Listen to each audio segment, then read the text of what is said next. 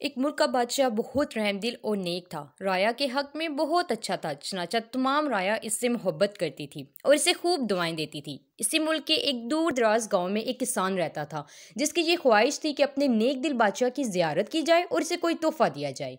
इसने अपनी बीवी से मशवरा किया कि मैं बादशाह को मिलने के लिए जाना चाहता हूँ और मेरी ख्वाहिश है कि मैं इसे कोई तोहफा भी दूँ। तुम मुझे मशवरा दो कि मैं बादशाह के लिए क्या तोहफा लेकर जाऊं। बीवी ने कुछ देर सोचा और कहा कि बादशाह के पास तो हर चीज होगी, हम इसे क्या तोहफा दे सकते हैं। हाँ, मेरा एक मशवरा है कि हमारे घर के पास बहने वाले चश्मे का पानी बहुत मीठा और ठंडा है और ऐसा पानी पूरे मुल्क में कहीं भी नहीं होगा, हता के बादशाह के पास भी नहीं होगा। तो तुम इसके लिए ये पानी ले जाओ। किसान को ये तजवीज़ पसंद आ गई और इसने अपने चश्मे से पानी के 2 घड़े भरे और अपने गधे पर लाद कर बादशाह से मुलाकात के लिए रवाना हो गया। कई हफ्तों के सफ़र के बाद किसान बादशाह के महल तक जा पहुंचा और इससे मुलाकात की इजाज़त चाही। इजाज़त मिलने पर बादशाह को तोहफा पेश किया और इसे बताया कि ये मेरे गांव के चश्मे का पानी है और ऐसा मीठा और ठंडा पानी आपको पूरे मुल्क में कहीं भी नहीं मिलेगा। बादशाह के इशारे पर वजीर ने घड़े का ढक्कन उठाया तो कई हफ्तों के सफ़र की वजह से पानी में बदबू पैदा हो गई थी।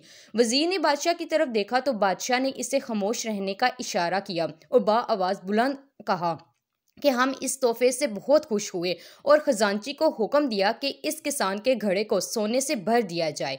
किसान बहुत खुश हुआ। बादशाह ने वजीर को बुलाकर चुपके से कहा कि पानी को गिरा देना और वापसी पर इस किसान को इस रास्ते से गुजारना जहां हमारे चश्मे हैं, ताकि इसे इल्म हो कि हमारे पास पानी के कितने चश्मे हैं और इनका पानी कितना ठंडा और फर्द बख्श है। चनाचा जब किसान को इनामात देने के बाद इन चश्मों के पास से गुजारा गया तो वो समझ गया कि इसका तोहफा कितना हकीर था, लेकिन बादशाह ने इसके हकीर तोहफे को भी कबूल करके इसे इनाम से नवाजा। इसके दिल में बादशाह के लिए मोहब्बत और अकीदत और बढ़ गई।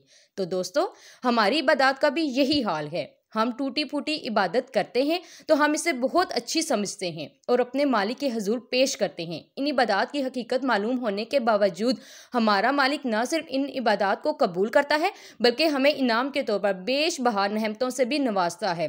हालांकि इसे हमारी इबादतों की ज़रूरत नहीं, खालिक़े कायनात की इबादत के लिए तो इसके लाखों करोड़ों फरिश्ते ही काफ़ी हैं। अल्लाह पाक से दुआ है कि हमारी आजिज़ाना इनकसाराना इबादत को अपनी बारगाह में कबूलियत का शर्फ बख्शे। आमीन।